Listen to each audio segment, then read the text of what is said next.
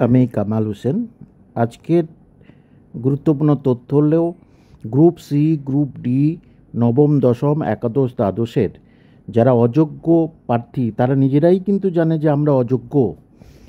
তারা জানে তাদের কিন্তু চাকরি আর থাকছে না এবং তাদের পুরো টাকা সুদসহ ফেরত দিতে হবে, সেটা কিন্তু তারা পুরোপুরিভাবে জেনে গেছে।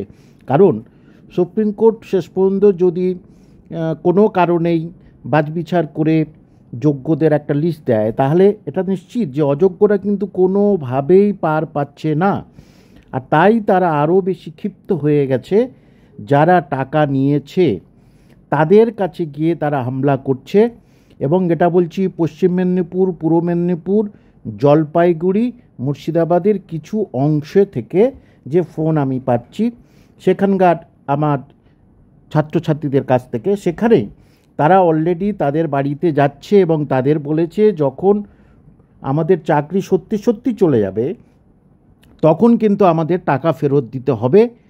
কারণ টাকা যদি ফেরত না দিতে পারে, যারা দালাল টাকা নিয়েছিল টাকা যদি ফেরত না দিতে পারে, তাহলে নিশ্চিত সেখানে মারধর হতে পারে, গণ্ডগোল হতে পারে, ঘরে আগুন ধরিয়ে দিতে পারে, ঘটনা ঘটবেই, এটা একদম নিশ্চিত থাকবেন।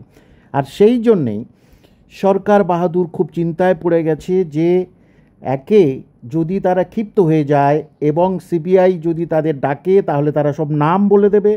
তাহলে এই দলের মধ্যে যারা যারা টাকা খেয়েছে, টাকা নিয়েছে, সেটা একদম পরিষ্কার হয়ে যাবে এবং যার মুখের ভাত চলে যাচ্ছে, তাকে যাকে জেল খাটতে হবে, সে কিন্তু তখন সিরিয়াস হয়ে যাবে এবং মরিয়া হয়ে যাবে।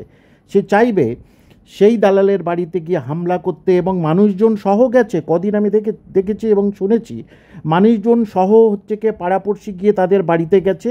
সুতরাং শুধু সময়ের অপেক্ষা, দেখতে থাকুন।